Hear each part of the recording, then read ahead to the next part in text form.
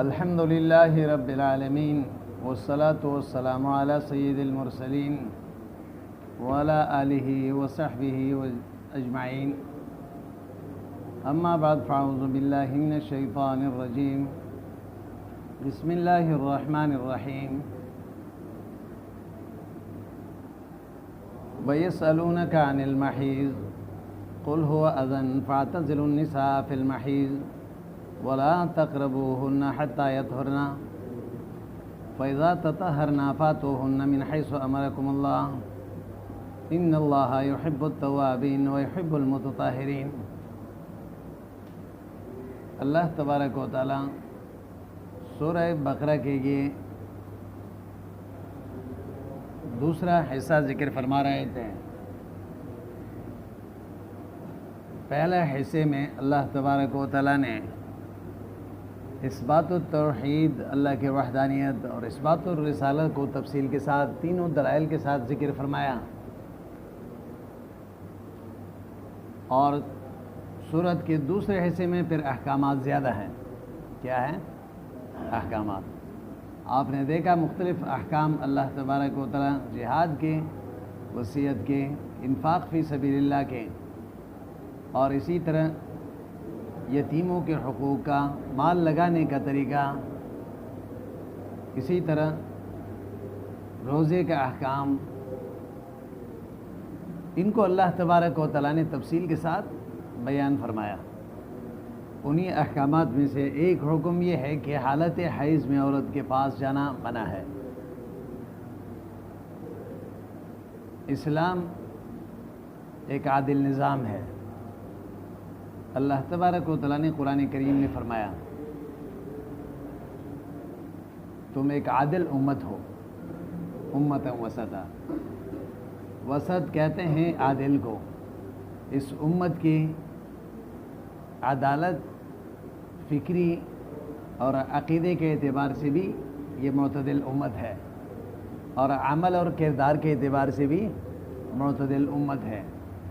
یہود و نصارہ اور اسی طرح مشرکین عرب، ان کے عقیدے کو اگر آپ دیکھیں گے وہاں بے اعتدالی تھی۔ ایک طبقہ ایسے تھے، ان میں سے انبیاءوں کو انہوں نے خدا بنا دیا اور خدائی درجہ، خدائی صفت دیے۔ ایک طبقہ یہ ہے کہ اللہ کے نبی کو قتل کرتے رہے۔ دیکھو دونوں جانب کیا ہے؟ بے اعتدالی۔ اسی طرح ان کے اعمال اور کردار کے اعتبار سے دیکھیں تو بے عدالتی تھی۔ ایک طبقہ ان کے اللہ کے حکم پر ایسے عمل کرتے تھے اپنے آپ کو تارک دنیا سمجھ کر، رہبان اور راہب اپنے آپ کو بنا کے، نہ دنیا سے کوئی تعلق، نہ کوئی دنیا کمانا، نہ شادی کرنے، بس عبادت خانے کے حد تک محدود رہ کے اپنے مذہبی معاملات بجا لاتے تھے۔ وَرَهْبَانِيَّةً ابْتَدَعُوهَا۔ اللہ نے فرمایا میں نے تو یہ نہیں کہا کہ دنیا کو چھوڑ کے صرف عبادت کے لیے اپنے آپ کو وقف کر لو، نہیں سمجھے؟ یہ بھی کیا تھی؟ بے عدالتی۔ اور ایک طبقہ وہ تھا اللہ کے حکم کو مسلسل نظر انداز کرتے رہے، نبی کے حکم کو نظر انداز کرتے رہے۔ یہ دونوں عملی طور پر بھی، عقیدوی طور پر بھی بے اعتدالی ان کے یہاں پائے جاتے تھے۔ اللہ اسی طرح ان کے بے عدالتی میں سے ایک یہ بھی تھے،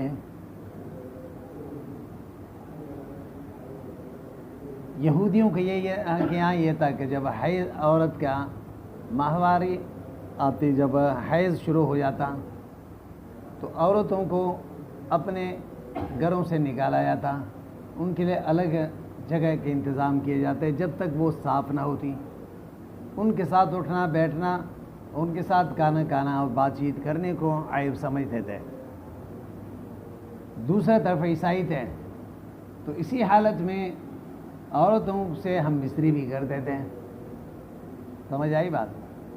اللہ تبارک و تعالیٰ نے ہمیں جو دین و شریعت دی، اور وہ ایک درمیانہ، یہ فرمایا شریعت نے نہ تو ان کو گھروں سے نکالو، نہیں ہے کہ ان سے ہم بستری کرو، ان کے ساتھ آپ کھا پی سکتے ہیں، ایک بستر میں سو سکتے ہیں، ایک ساتھ رہ سکتے ہیں، لیکن یہ ہے کہ جب حضور اکرم صلی اللہ علیہ وسلم سے پوچھا یا رسول اللہ حالت حیض میں ہم کیا کر سکتے ہیں، حضور نے فرمایا اصنعوا کل شیء الا النکاح، ہر چیز کر سکتے ہیں، صرف یہ ہے کہ ہم بستری نہیں کر سکتے۔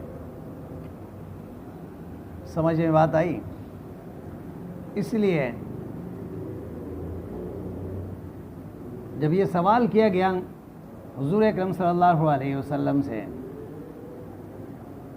اور ایک صحابی تھے ابو الدحداح، اور اسی طرح ایک جماعت صحابہ کرام کے، انہوں نے یہ سوال کیے، چونکہ یہودی ایک جانب ہے اور عیسائی دوسری جانب ہے، دو انتہا میں ہے، ایک بالکل جائز سمجھتے ہیں ہم مصری کو بھی، دوسرا بالکل ہی گھر سے ان کو نکال لیتے ہیں۔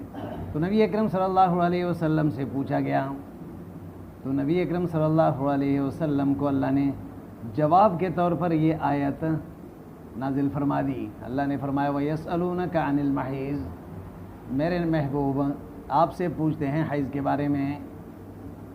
المحیض، محیض یہ مصدر میمی ہے، بات سمجھ میں آئی نا، اور اسی طرح مصدری معنی میں بھی استعمال ہوتا ہے، اگر مصدر میمی ہو تو مصدر حدث والا معنی ہوگا، اور ظرف کے لیے بھی استعمال ہوتا ہے، یا ظرف مکان ہو یا ظرف زمان ہو،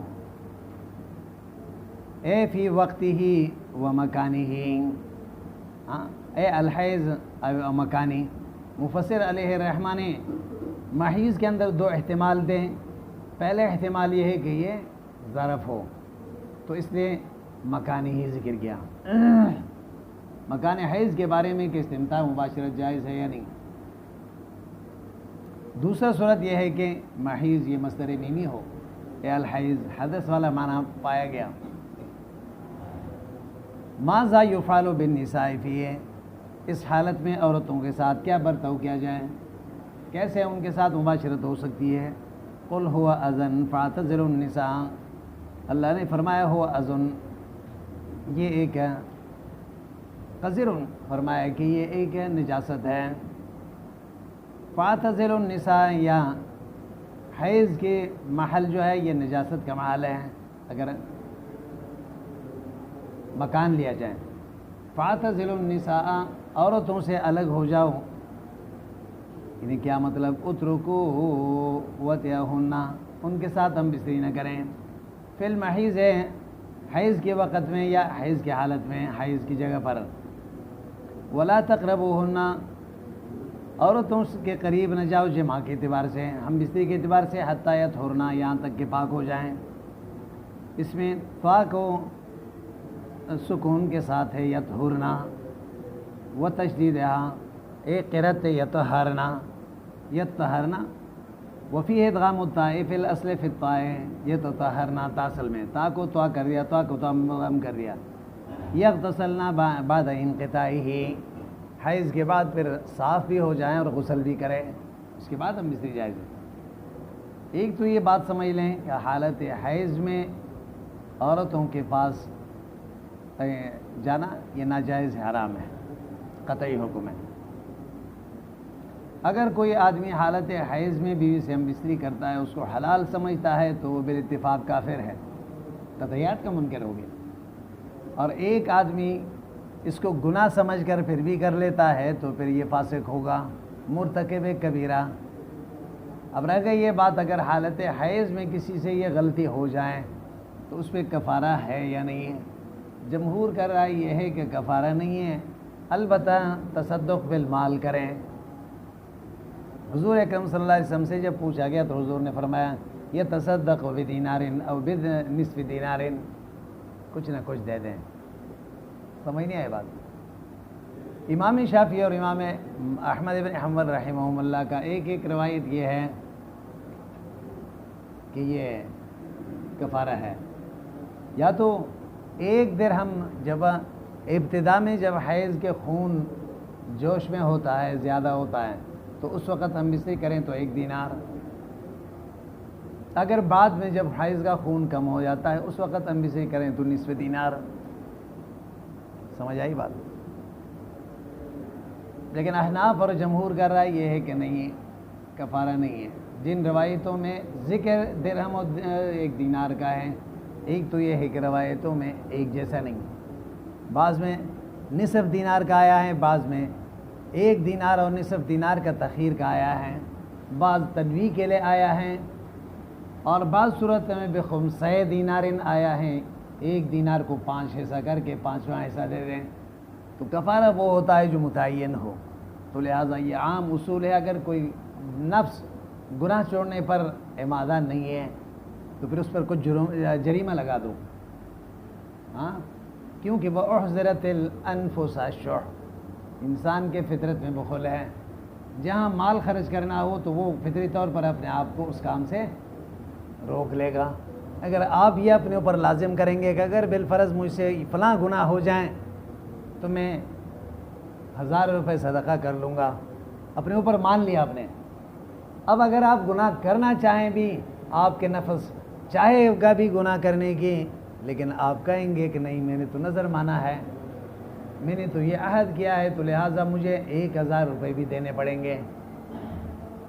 باہر کھڑے ہو جاؤ بھائی، باہر کھڑے ہو جاؤ، باہر کھڑے ہو جاؤ، اپنے مرضی سے آتے ہو جاتے ہو۔ مذاق بنایا آپ لوگوں نے، بات سمجھ میں آئی نا؟ تو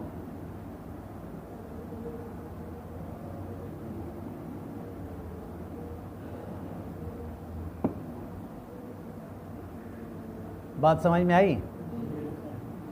کیا بات چل رہی تھی؟ کفارے کا بات چل رہی تھی۔ تو بہرحال جب نفس کے اوپر جب کوئی چیز لازم کریں گے، نفس آپ کو روکے گی نہیں، یہاں پہ اگر آپ نے گناہ کر لی تو پھر کیا ہو جائے گا، آپ کو پیسہ دینے پڑیں گے۔ تو نفس کو روکنے کا ایک طریقہ ہے نا یہ بھی، تو اس لیے قرآن نے بھی یہ فرمایا کہ اگر آپ سے کوئی گناہ ہو جائیں اس کے پہلو میں ایک نیکی کر ڈالیں تاکہ اس برائی کو وہ لے جائیں۔ تو تصدق بالمال کا خاصہ یہ ہے، اس کے ذریعے سے وہ گناہ جو آپ نے پہلے کیے ہیں اس کے کفارہ ہو جائے گا، کوئی لازم چیز نہیں ہے اس میں۔ اچھا، وَلَا تَقْرَبُوهُنَّ حَتَّى يَطْهُرْنَ، ایک بات یہ سمجھ لیں، جب تک غسل نہ ہو، حیض کا ختم، فَإِذَا تَطَهُرْنَ، جب یہ پاک ہو جائیں، فَأْتُوهُنَّ مِنْ حَيْثُ أَمَرَكُمُ اللَّهُ، جہاں سے اللہ نے حکم دیا ہے آنے کی۔ فَإِذَا تَطَهُرْنَ، ایک یہ بات یہ سمجھ لیں، اگر حالت حیض منقطع ہو گیا، حیض کیا ہو گیا؟ منقطع ہو گیا، اس کے بعد جب تک غسل نہیں کرے گا، بات سمجھ میں آئے نا، تو وہ ہم بستری جائز نہیں ہے۔ لیکن یہ یاد رکھیں 2 صورت ہیں، ایک حیض منقطع ہو گیا اور منقطع ہونے کے بعد ایک وقت صلاۃ گزر گیا، تو اس کے بعد پھر ہم بستری کا جواز ہے۔ بات سمجھ میں آئی نا؟ اگرچہ اولا نہیں ہے، ہاں، حالت حیض میں آدمی عورت کے ساتھ جو ہے وہ کھا سکتا ہے، پی سکتا ہے، ایک ساتھ بیٹھ سکتا ہے اور ایک ساتھ بستر میں لیٹ سکتا ہے، یہ ساری چیزیں جو ہے ناجائز نہیں ہیں، یہ ساری چیزیں ناجائز نہیں ہیں۔ سمجھ میں بات آئی؟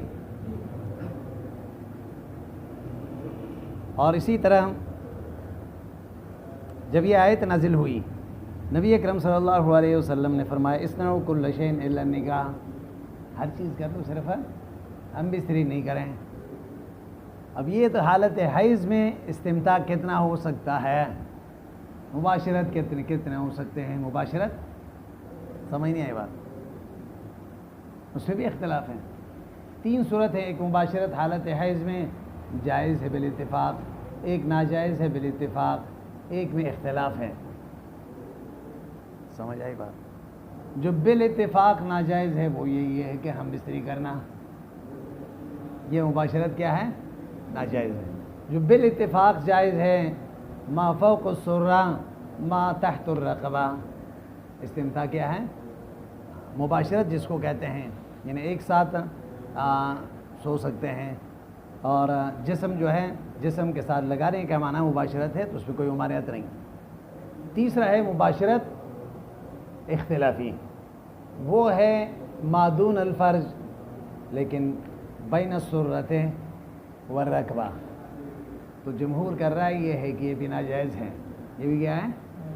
ناجائز ہے۔ نبی اکرم صلی اللہ علیہ وسلم عائشہ فرماتی ہے جب حضور حیض کے حالت میں ہوتی، حضور کے ساتھ ایک بستر پہ ہم سوتے تو حضور حکم دیتے کہ انت تذرا، ہم ازار پہنے۔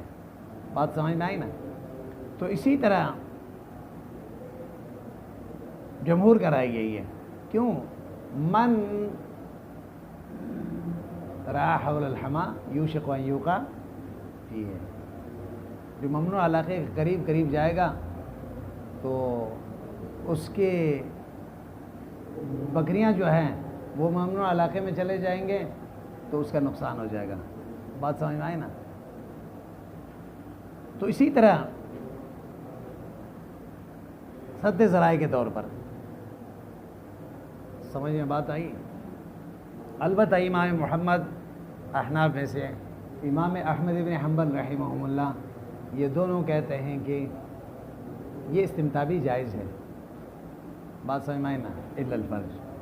تو بہرحال ایک تو یہ جب حضور اکرم صلی اللہ علیہ وسلم نے فرمایا اصنعوا کل شیء الا النکاح، جب یہ ارشاد فرمایا یہود تک یہ بات پہنچی، یہود نے کہا کہ یہ آدمی پتہ نہیں کیا ہے، ما یرید ھذا الرجل ان یدع من امرنا شیئا الا خالفنا، بس جو ہم حکم دے رہے ہیں اس کا الٹا حکم یہ نبی دے رہا ہے، پتہ نہیں ہمارے سے کیا دشمنی ہے اس کی، جو ہمارے دین کا طریقہ ہوتا ہے اس کا الٹ یہ حکم دیتا ہے۔ ہمارے یہاں تو گھر سے نکالے جاتے ہیں نا، الگ سے ان کو کمرہ دیے جاتے ہیں، اور یہ کہتے ہیں گھر میں رہو، ایک ساتھ سو بھی سکتے ہیں، کھا بھی سکتے ہیں، پی بھی سکتے ہیں۔ یہ بات جب صحابہ تک پہنچی تو اس وقت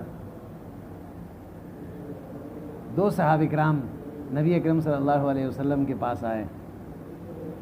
بات سمجھ میں آئی نا؟ اسید ابن حضیر، عباد ابن بشر، انہوں نے کہا یا رسول اللہ کیا افلا نجامعہن، ایسا نہ کریں کہ حیض کی حالت میں عورتوں سے ہم بستری نہیں کر لیں تاکہ خوب مخالفت ہو جائیں، یہودیوں کے کیا ہو جائیں؟ خوب مخالفت ہو جائیں۔ تو نبی کے فتغیر وجہ رسول اللہ صلی اللہ علیہ وسلم، حضور جب ناراض ہو جاتے ہیں نا کسی بات پہ تو چہرے سے نظر آتا، چہرہ سرخ ہو جاتا۔ حضور اکرم صلی اللہ علیہ وسلم کا چہرہ متغیر ہو گیا، یعنی مطلب یہ ہے کہ صحابہ سمجھ گئے کہ حضور کو یہ بات پسند نہیں آئی، سمجھ نہیں آئی بات۔ حضور نے یہ فرمایا کہ دیکھو ہم مخالفت برائے مخالفت کے قائل نہیں ہیں کہ بس یہود نے کیا ہے تو اس لیے ہم اس کا الٹا چلیں گے، ہم تو اللہ کے حکم کے تابع ہیں۔ سمجھ نہیں آئی بات؟ ہم تو کس کے تابع ہیں؟ اللہ کے حکم کے۔ آپ تو اپنے جذبات کا اظہار کر رہے ہیں نا، یہودیوں کے ساتھ نفرت کے اظہار کر رہے ہو۔ آرام سے وہ دونوں نکل گئے کہ بھائی حضور اکرم صلی اللہ علیہ وسلم ناراض ہو گئے، ایسا نہ ہو کہ کچھ بات نہ کہیں اور ہمارے لیے کچھ پریشانی کے سبب بن جائے۔ تھوڑی دیر کے بعد حضور کے سامنے دودھ کا پیالے پیش کیے گئے، تو نبی اکرم صلی اللہ علیہ وسلم نے صحابہ کو دیکھا، پھر فرمایا کہ وہ اسید ابن حضیر اور عباد ابن بشر جو سوال کرنے والے تھے وہ کہاں گئے؟ انہوں نے کہا یا رسول اللہ وہ باہر چلے گئے۔ حضور نے فرمایا ان دونوں کو بلائیں۔ دونوں کو بلایا گیا اور پھر یہ دودھ ان کو پلایا، فعرفا ان لم یجد علیہما، پھر ایسے دونوں کے سامنے حضور نے اظہار فرمایا کہ جیسے کہ بالکل حضور ان دونوں سے ناراض ہی نہیں ہوئے۔ کیوں؟ حضور کو پتہ تھا کہ ان کا یہ بات کہنا جو ہے یہودیوں سے نفرت کے بنیاد پر تھی۔ بات سمجھ میں آئی نا؟ یہ اللہ کے حکم کو توڑنا نہیں چاہتے تھے بلکہ یہودیوں سے اپنی نفرت کا اظہار کے طور پر فرمایا تھا۔ تو اس سے نبی اکرم صلی اللہ علیہ وسلم نے دونوں کو بلا کے وہ دودھ پلایا۔ بات سمجھ میں آئی نا؟ تو ایک عورت حضرت عائشہ رضی اللہ عنہا کے پاس آئی وہ کہنے لگی کہ احدانا تحیز ولیس لہا ولزوجہا فراش، ایک مسئلہ پوچھنے آئے ہوں. مثال کے طور پر ایک گھر میں صرف ایک بستر ہو، اس میں میاں بیوی سوتے ہیں اور کوئی بستر نہیں ہے، تو حالت حیض میں اب کیا کریں؟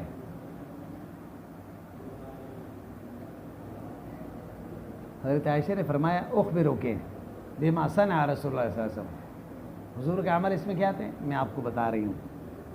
دخل فمضى الى المسجد، حضور اکرم صلی اللہ علیہ وسلم گھر تشریف لائے ایک دن رات کو، پھر مسجد چلے گئے نماز پڑھنے، دیر تک نماز پڑھتے رہے. سمجھ آئی بات؟ تو اس دوران میں سو گئی، نیند آ گئی. بات سمجھ میں آئی نا؟ جب میں سو گئی کافی دیر کے بعد نبی اکرم صلی اللہ علیہ وسلم تشریف لائے. سردی کا موسم تھا اور حضور کو سردی لگی تھی، جیسے سردی کے موسم میں آدمی کا جسم ٹھنڈا ہو جاتا ہے. حضور اکرم صلی اللہ علیہ وسلم نے فرمایا او دنی منی، حضرت عائشہ سے فرمایا کہ قریب ہو جاؤ مجھے سردی لگی ہے. تو حضرت عائشہ فرماتی ہے کہ انی حائض یا رسول اللہ، میں حیض کی حالت میں ہوں، اس سے ایک بستر میں سونا شاید. بات سمجھ میں آئی نا؟ حضور اکرم صلی اللہ علیہ وسلم نے فرمایا اکشفی علی فخذیک فکشفت فخذی فخذی فوضع خدہ وصدرہ علی فخذی. نبی اکرم صلی اللہ علیہ وسلم نے میرے ران میں سر رکھا، اور چونکہ وہ سردی لگی ہوئی تھی تو پھر اوپر سے حضور اکرم صلی اللہ علیہ وسلم کو میں نے گرم کیا، تو اس کے بعد حضور کا جسم گرم ہو گیا. وَدَفِعَ وَنَامَا، وہ جو سردی نماز پڑھنے کے دوران اس کو لگی تھی وہ ختم ہو گیا، حضور اکرم صلی اللہ علیہ وسلم آرام سے سو گئے. تو حضرت عائشہ نے اس عورت کے جواب میں یہ فرمایا کہ دیکھو تم یہ سمجھتے ہو نا، تو ایک ساتھ سونا ایک ساتھ لیٹنا یہ کوئی منع حالت حیض میں نہیں ہے. حضرت مسروق مشہور تابعی ہے، حضرت عائشہ رضی اللہ عنہا کے پاس آئے، کہنے لگے السلام علی النبی وعلی اہلہ. حضرت عائشہ کے پاس آ کے سلام کیے. سلام کرنے کے بعد کہنے لگے اماں مرحباً. اچھا، حضرت عائشہ نے جواب میں کہا مرحباً مرحباً. سمجھ آئی بات؟ خوش آمدید. آنے کی اجازت مانگی تو حضرت عائشہ رضی اللہ عنہا نے اجازت دی. فدخلا، پھر آگے کہنے لگے انی ارید ان اسألک عن شیء وانا استحی، مجھے ایک باریک مسئلہ پوچھنا ہے اس لیے میں آیا ہوں، لیکن مجھے حیا آتی ہے ایسے مسئلہ آپ سے پوچھنے میں. حضرت عائشہ رضی اللہ تعالیٰ عنہا اللہ نے اس کو کمال کے فقاہت علم عطا فرمایا تھا. ہاں، اس لیے امام زہری فرماتے ہیں اگر سارے دنیا کے عورتیں اور تمام ازواج مطہرات کے علم ایک پلہ میں رکھ دیا جائیں، حضرت علی کا علم دوسرے پلے میں، تو وہ زیادہ افضل اور غالب رہے گا. صحابہ بڑے مسائل میں جہاں مسلمان فیصلہ نہیں کر پا رہے تھے خلفاء راشدین کے دور میں، تو اس مسئلے کو کس سے پوچھتے تھے؟ حضرت عائشہ سے. مجھے حیا آتی ہے اس مسئلہ پوچھنے میں. حضرت عائشہ کیا فرماتی ہیں؟ انما انا امک وانت ابنی، کوئی مسئلہ نہیں، میں آپ کے ماں ہوں آپ میرے بیٹے ہیں. سمجھ نہیں آئی بات؟ ماں کے سامنے ہر طرح کے سوالات کیے جاتے ہیں تو لہٰذا بتا دیں. فقال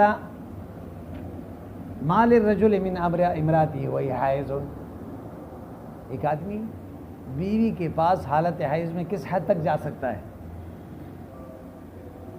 فقالت، وہ کہنے لگی کل شیء الا فرجہا، بس صرف ہم بستری نہیں ہو سکتی، باقی ممانعت نہیں ہے. بات سمجھ میں آئی نا؟ بہرحال حضرت عائشہ رضی اللہ تعالیٰ عنہا فرماتی ہیں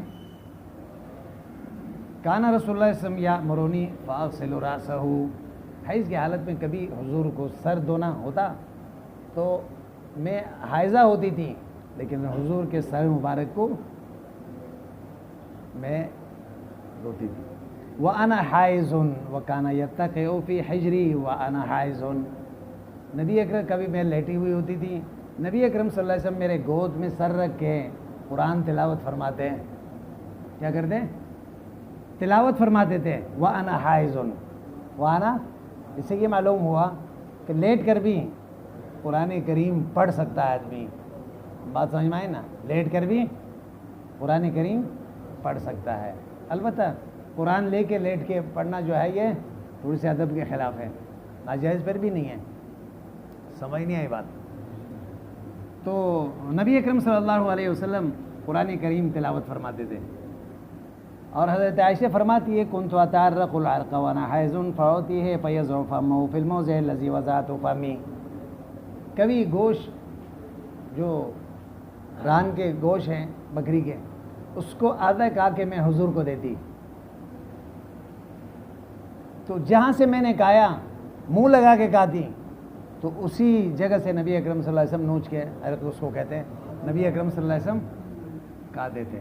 تو لہٰذا یہ بتا دیا کہ یہ منع نہیں ہے، اسلام ایک اعتدال کا دین ہے، بات سمجھ میں آئی نا، کیا ہے؟ اعتدال کے دین ہے۔ دنیا کے تعمیر اور ترقی کے لیے دو چیزیں ضروری ہے، ایک بیوی اور ایک مال۔ دنیا کے ترقی کے لیے دو چیزیں لازمی چیز ہے، ایک ہے عورت، دوسرا مال، لیکن شریعت نے دونوں میں اعتدال کا حکم دیا ہے اور دونوں کو فتنہ کہا۔ کیا کہا بھائی؟ اگر ان دونوں کو حاصل کرنے میں گڑبڑ کی تو پھر بھی آپ کے لیے فتنہ ہوگا، ان دونوں کو پھر استعمال کرنے میں آپ نے بے اعتدالی کی، شریعت کا حدود کا خیال نہیں رکھا تو پھر بھی فتنہ۔ مال حلال طریقے سے کمایا لیکن لگاتے حرام طریقے سے ہیں، حقوق ادا نہیں کرتے ہیں، زکوٰۃ ادا نہیں کرتے ہیں تو یہ فتنہ ہے۔ کیا ہے بھائی؟ عورت ہے، حرام طریقے سے آپ نے حاصل کر لی، فتنہ ہے، حلال طریقے سے حاصل کر کے پھر اس سے جو ہے وہ جو اس کے حقوق ادا نہیں کر رہے ہیں، اس کو کل معلقہ ایسے چھوڑ دیے، اس کے خیال نہیں رکھتے ہو۔ وعاشرہن بالمعروف، شریعت نے کہا اس کے ساتھ اچھے سلوک کر لیں، بات سمجھ میں آئی نا۔ وہ اپنے سارے خاندان چھوڑ کے، وہ اپنے سارے رشتہ داروں کو چھوڑ کے وہ آپ کے پاس آئی ہے۔ دیکھیں بھائی استاذ آیا، سارے خاندان چھوڑ کے آپ کے پاس آئی ہے، یہ کوئی کم قربانی ہے؟ ہاں بھائی، وہ آپ کے غلام نہیں ہیں، بات سمجھ میں آئی نا۔ اب وہ آپ کے پاس آئی اس لیے کہ تاکہ اس کو بھی سکون ملے اور آپ کو بھی سکون ملے، لِتَسْكُنُوا إِلَيْهَا۔ ہاں، لیکن یہاں آ کے آپ نے اس کے ساتھ غلام کا حیثیت، بھائی پورا خاندان کی خدمت بھی اس کے ذمہ لگا دی، پورا رشتہ داروں کی خدمت بھی، پورا گھر والوں کی خدمت بھی اس کی، ٹھیک ہے، شوہر کا خدمت تو اس کے اوپر ضروری ہے، شوہر کے ماں باپ کی خدمت بھی دیانتاً اس پر ہے، پورا خاندان کی خدمت تو اس کے ذمہ میں نہیں ہے نا، وہ اپنی مرضی سے کرنا چاہیے تو اچھی بات ہے، خاندان کو متحد رہنا چاہیے، لیکن اگر اس کے مرضی اس میں شامل نہیں ہے تو آپ زبردستی نہیں کر سکتے، نہیں سمجھے بھائی؟ ہاں،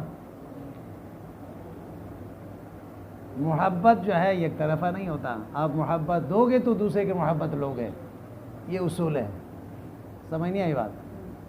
کسی کو محبت دو گے، عزت دو گے تو وہ آپ کو عزت دے گا اور دے گی، چاہے عورت ایک کمزور طبقہ ہے وہ کیوں نہ ہو، لیکن اگر اس کو عزت آپ نہیں دیں گے نا، اس کو آپ محبت نہیں دیں گے، عورت کیا ہوتی ہے؟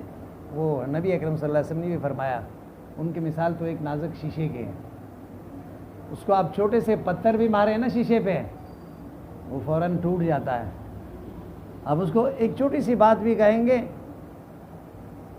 تو وہ ناراض ہو جائے گی، اگر تھوڑی سی معمولی سے آپ تعریف کریں گے تو وہ بڑی خوش ہو جائے گی کہ بھئی میرے شوہر جو ہے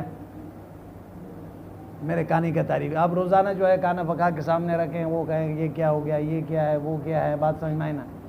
اب وہ اگلے دن جو ہے اس سے بھی دل جو ہے نہیں چاہے گا. آپ کوشش بھی کریں تو پھر بھی وہ تیار اس طرح نہیں کر سکے گی. آپ کہیں گے ماشاءاللہ بہت اچھا, اتنا لذیذ, بات سمجھ میں آئی نا. اگلے دن اس کے شوق بڑھیں گے, بات سمجھ میں آئی نا. اب کسی کو آپ دبائیں گے تو وہ کام نہیں کر سکتا اس دباؤ میں. کسی کو آپ عزت دو گے تو اس کے کام میں 4 چاند لگ جائیں گے. یہ اصول ہے دنیا کے. کسی بھی اگر مزدور کو بھی آپ کہیں گے نا بھائی آپ کا یہ کام صحیح نہیں ہے, وہ بھی منہ بھرائے گا, کام تو کر جائے گا لیکن آپ کو چونا لگا کے جائے گا. بات سمجھ میں آئے نا. اگر وہ صحیح کام نہ بھی کر رہا, آپ کہیں ماشاءاللہ آپ کا کام تو ایسے سب تعریف کر رہے ہیں, تو وہ اور محنت کرے گا کہ بھئی یہ کل کو میرے اوپر کوئی بات نہ آئے. یہ دنیا کا اصول ہے, بات سمجھ میں آئی نا. ویسے عورتوں کے متعلق تو حضور اکرم صلی اللہ علیہ وسلم نے فرمایا نا, بات سمجھ میں آئی نا. یہ ٹیڑھا پسلیوں سے پیدا ہے, اگر ان کو سیدھا کرنا چاہو گے بالکل میرے مزاج کے مطابق بن جائیں. پسلی کبھی سیدھے نہیں ہوئے ہیں, ٹوٹ تو جائے گا لیکن سیدھا نہیں ہوگا. آپ زبردستی اس کو سیدھا کرنا چاہو گے تو ٹوٹ جائے گا, یہ رشتہ ختم ہو جائیں گے, محبت نفرت میں بڑھ جائے. اسی حالت میں آپ ان سے کیا کرنا ہے, استفادہ کرنا ہے. ٹیڑھے بھی رہیں گے اور استفادہ بھی آپ کو کرنا ہے اچھے طریقے سے. نہیں سمجھے؟ پتہ نہیں سمجھے یا نہیں سمجھے. ہاں بھائی, اصل میں یہ کتاب تو میں لایا تھا کسی اور مسئلے کے لیے, ابھی تو کتاب وہ بات ہوئی ہی نہیں, بات سمجھ میں آئے نا. تو وہ یہ تو ایسے ضمنی طور پر آ گیا بیچ میں. اچھا چلو استاذ بھی آ گیا بھائی, جلدی کریں. فیضا تطہرنا فاتوہن للجماع من حیث امرکم اللہ, جیسے اللہ نے تمہیں حکم دیا ہے. نساءکم حرث لکم, تمہارے عورتیں تمہارے لیے کھیتی ہے. اے محل زرعکم, اپنے دیکھیں کتنا استعارے سے قرآن نے ذکر کیا, تمہارے لیے یہ کھیتی ہے. اپنی کھیتی کا کتنا خیال رکھتا ہے آدمی. صبح بھی جا کے دیکھتا ہے, شام کو بھی دیکھتا ہے. پھر کہیں پہ کوئی دشمن نقصان پہنچانا چاہیں تو چاروں طرف اس کو دیکھتا ہے. کوئی کھیت کے علاوہ کوئی گھاس وغیرہ اگے ہیں تو ان کو چن چن کے نکالتا ہے کہ فصل کو نقصان نہ پہنچائیں. حرث لکم, کتنا خیال رکھتا ہے. دن میں 4 دفعہ چکر لگاتا ہے. نہیں سمجھے؟ حرث لکم. اس میں بھی فاتو حرثکم انا شئتم, انا شئتم, جیسے تم چاہو ان سے فائدہ اٹھا سکتے ہیں.